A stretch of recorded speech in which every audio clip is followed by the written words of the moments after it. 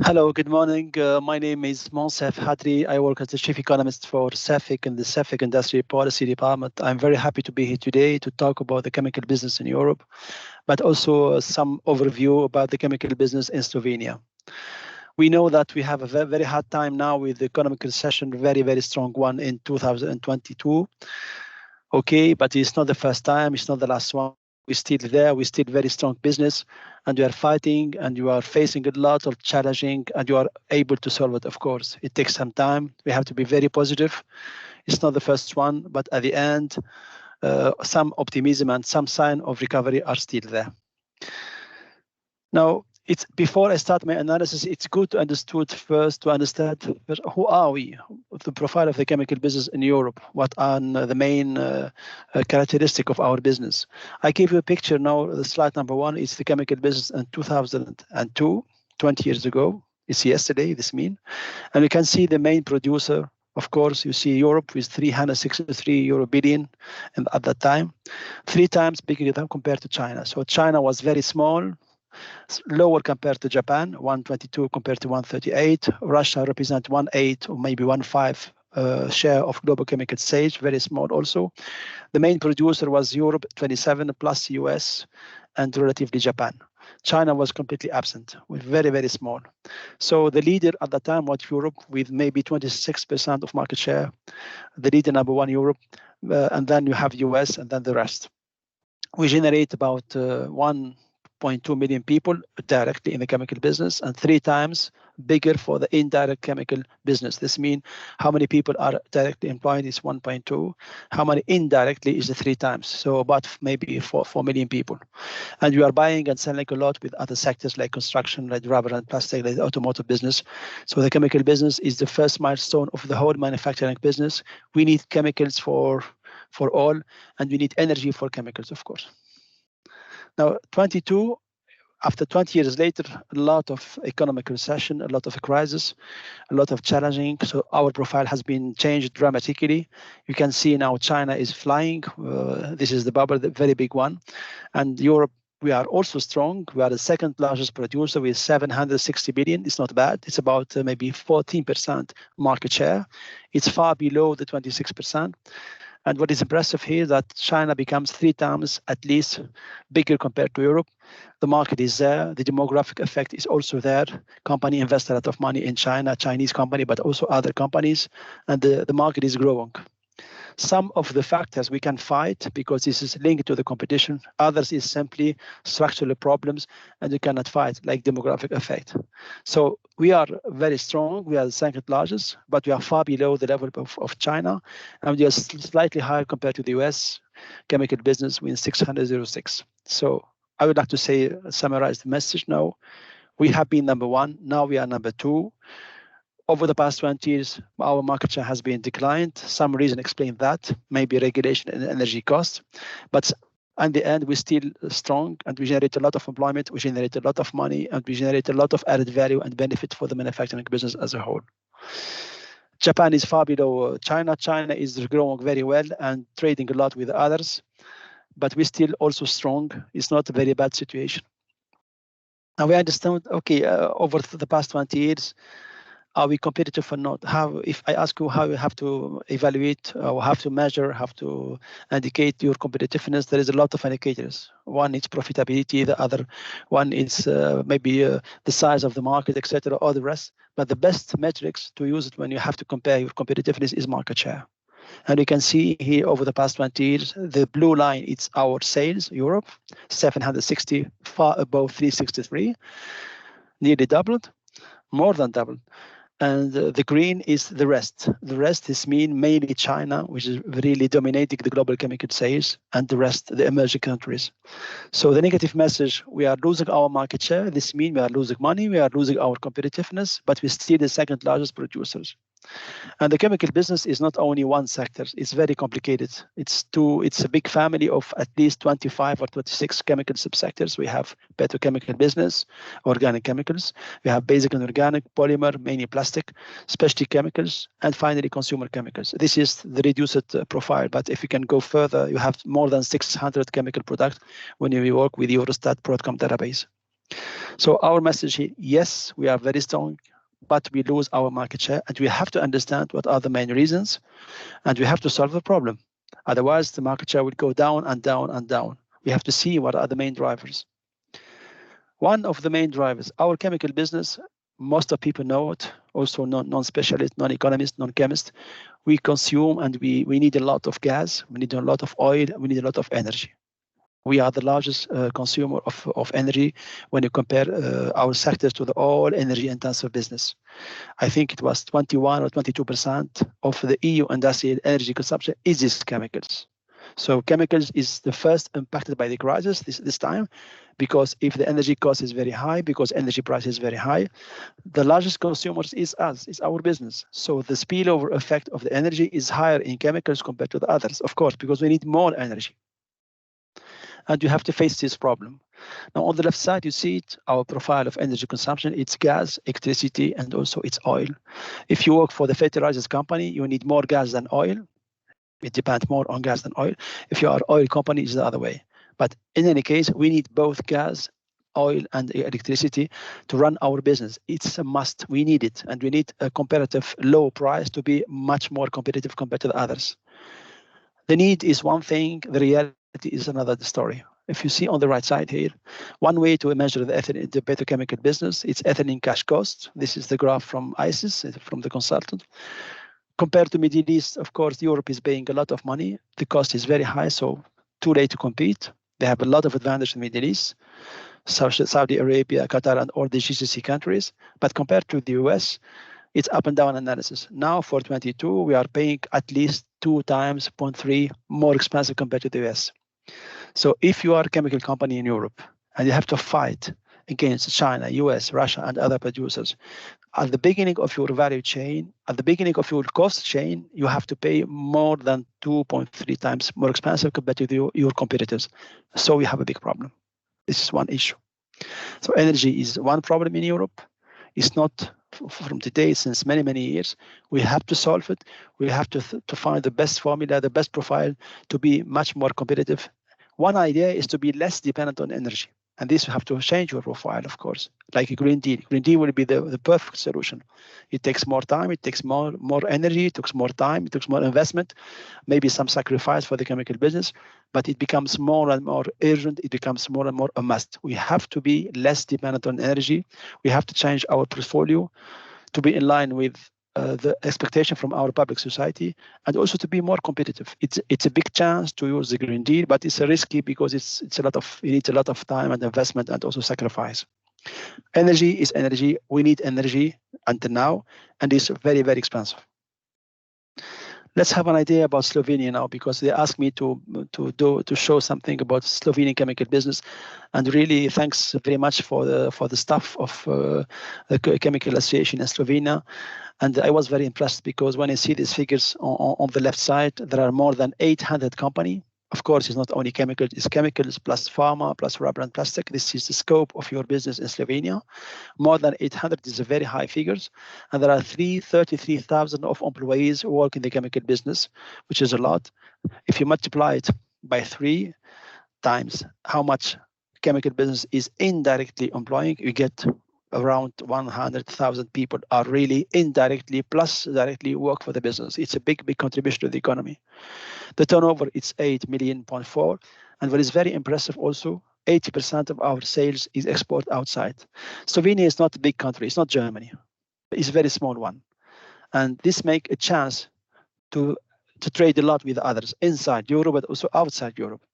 80% is very, very high figures. When you see with Europe, we have 30% of our export is outside Europe. So 30%, 30 of our production is exported outside, but for Slovenia it's 80%.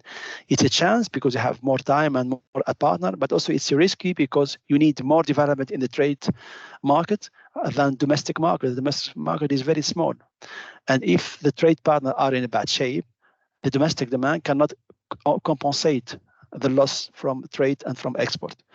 On the right side, pharma is very aggressive in the positive way. Pharma represents 40% or 47%, not far from 100% of our sales export. And you have also the classical chemical NES 25. So pharma is exporting a lot to the rest of the world, more than chemicals and rubber and plastic. We need more pharma, we need more rubber and plastic, we need more chemicals, and we need to trade with others. So the policy of Slovenia is how to be trade competitiveness compared to the big countries like Germany and France, where they have a strong domestic demand in their country. In any way, I was impressed with when I see these figures, because they show how the economy in Slovenia is very open to the rest of the world. Now, in terms of investment, the same story. Your chemical business in Slovenia believe on himself. We believe on our business. We believe on our profile, and that's people invest in your company because they think that chemical business could be developed in a positive way. That's why money is back.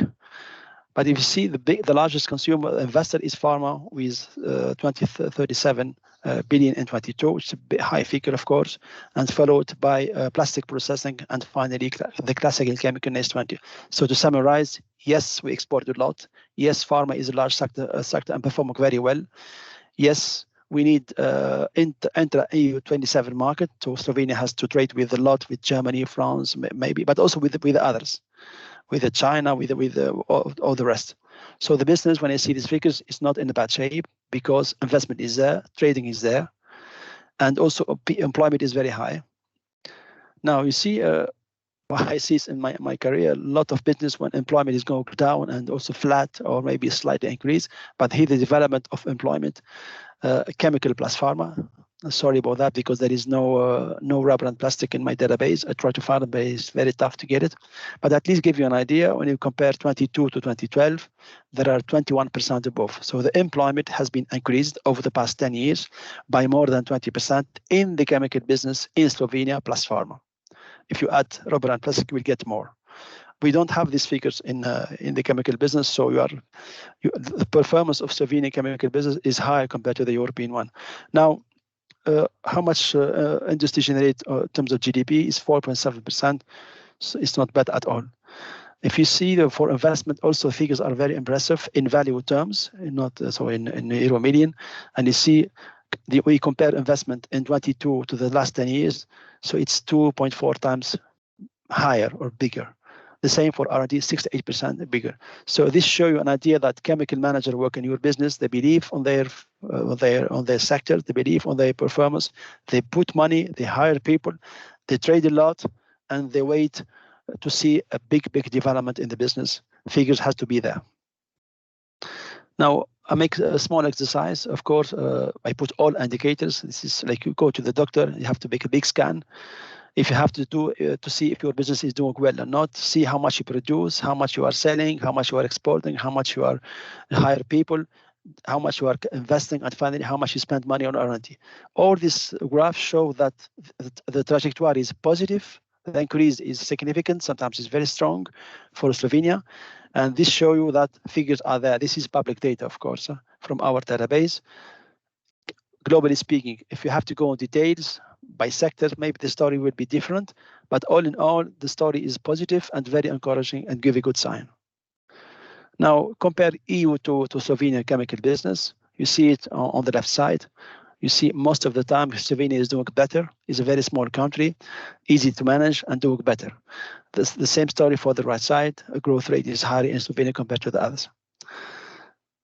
Now, because time is running, we have to go to Europe. Now, first of all, before I publish a chemical trends report, is monthly basis distributed to all company members. It's free of cost. Every month, I have to start to analyze situation in chemical business in terms of sales, barometer of confidence, export stock, all these indicators, and to see if some fresh oxygen is come or not. This is from the Commission survey, show you that the ESI, the economic sentiment indicator, is flat, but now the slightly increase, but we're still far below the level before the crisis.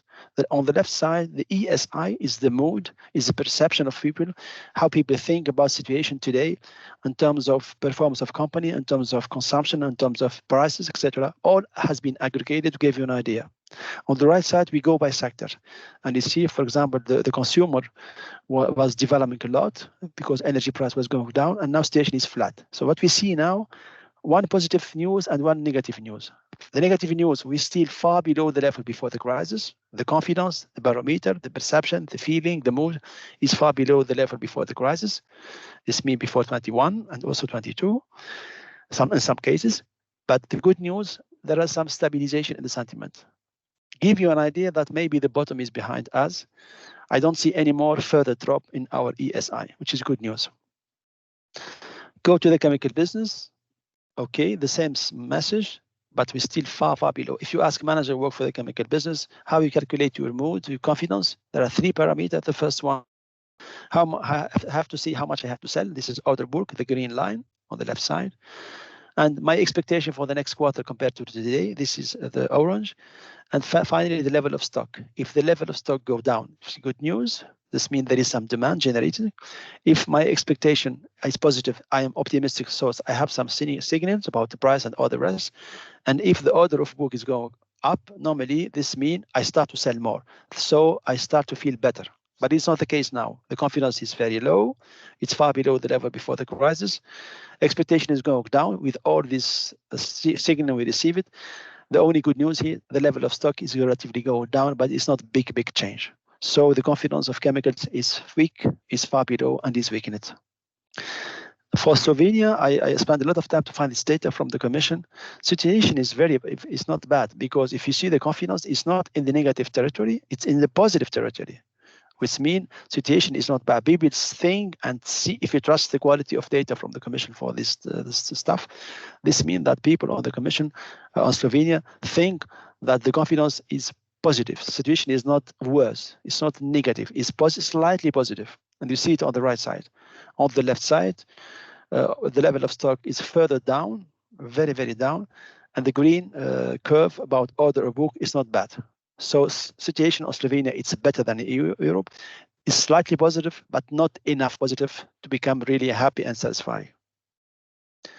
Now, come back to our chemical business. This is the V shape. If you ask economists, production in volume terms, you can see a lot of crisis has happened in November 88 with financial crisis, but also the November 19, the COVID-19. And now we are more severe crisis due to the energy. Energy is very strong, is very tough with us. We need more energy, and it is very expensive. And then we have to produce more because the cost is very high. If you produce more and you export more, you have to produce less because energy is very expensive. You produce less, you export less, and also you import less. So to summarize, you produce less, you buy less, and you sell less. You are in very strong economic recession. 22, it was a bad year with European chemical production was -6% in volume terms compared to 21, which is very severe. Now, the first 11 months give us -8.7%. We expect that the 23 will be -8%. So we will have 2 negative years, 22, 23, -6, -8. If you aggregate together, this means -14% below. And it takes a lot of time to recover and to compensate the loss of production in volume terms.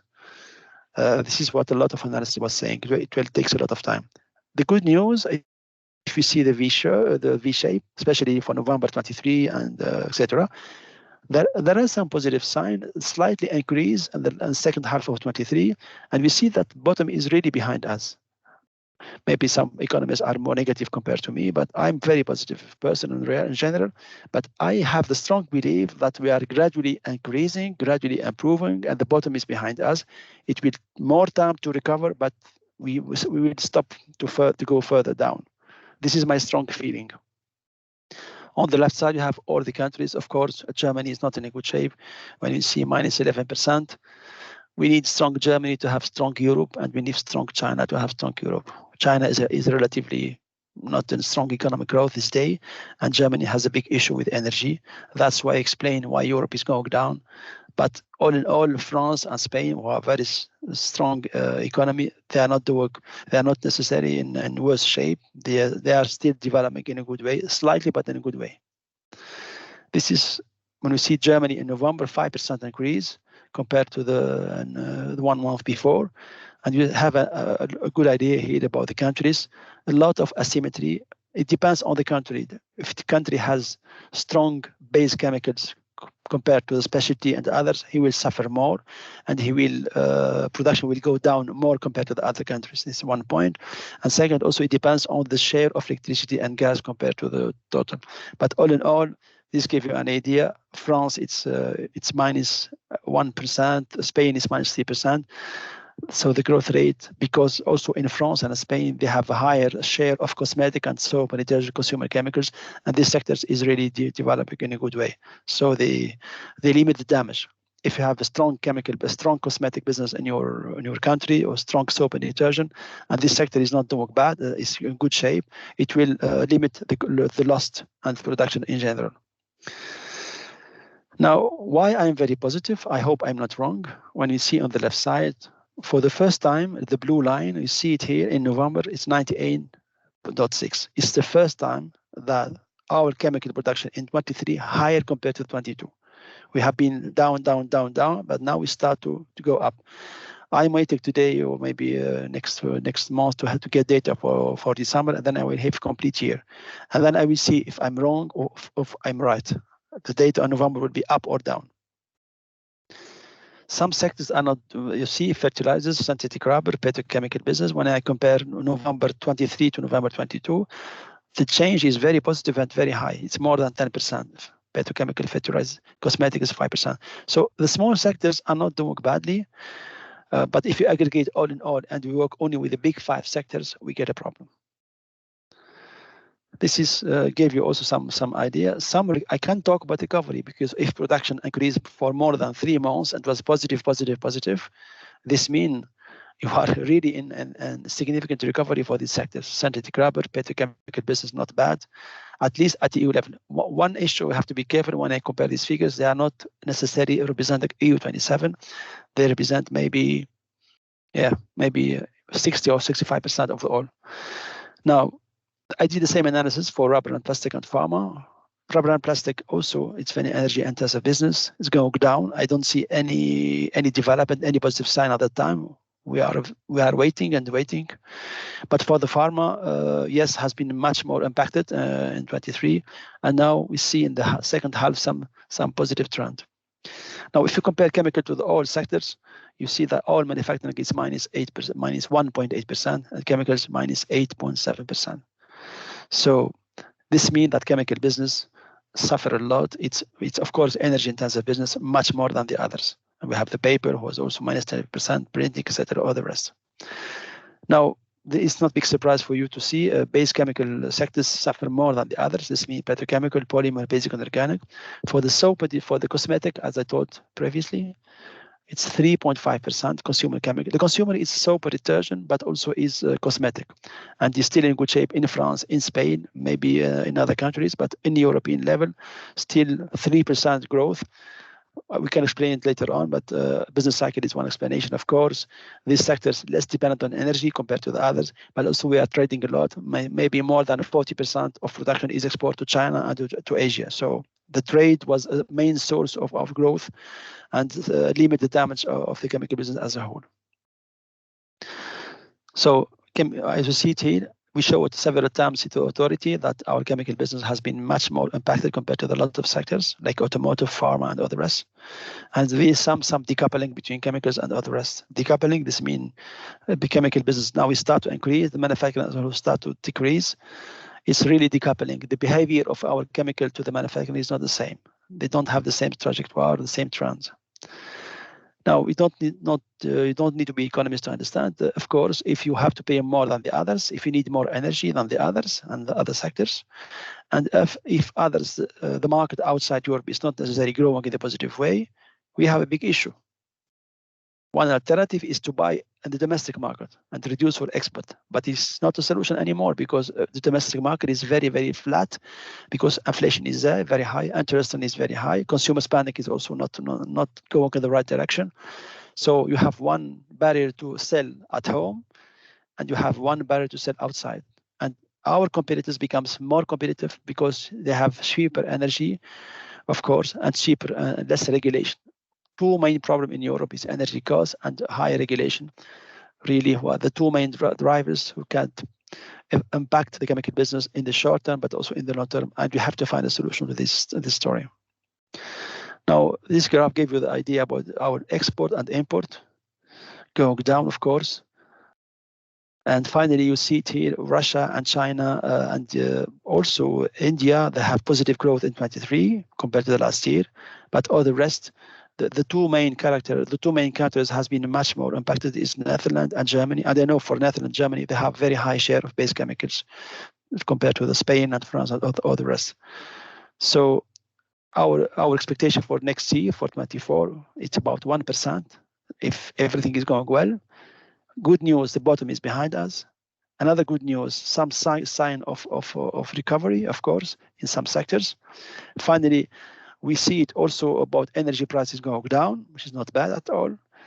China is still developing well. We hope that China will buy more and more our chemical product, and then we can export a lot. We can really be a source of growth. It's not the case now, but at least India, Russia, and China, they recover very quickly. But all in all, situation on the global basis, it's about 2%. 23 is not a lot. It normally the growth rate, it's about 3%, half, and 4%. For the next year, Europe will generate 1%, not more. And we are expecting that the first half of 24 will be the same continuation of second half of 23. If there are some sign of recovery, strong one, they will start in the second half of 24. To summarize, the higher interest rate, this means Europe, we have a big issue in Europe about inflation, interest rate, dumping investment and demand. Energy cost is very high, especially for the chemical business. It's one of the main energy intensive business. The chemical output, we see it here. We are about -8%. -8 is -6 for 22. It's -14%. So a big damage, big loss. We have to compensate that. The recovery, we can see it. It's not very strong. It will be very slow, but far from robust. And finally, of course, we need to have a look on the energy market and the regulation, because they are impacting our business and they are still waiting on our performance. Thank you very much.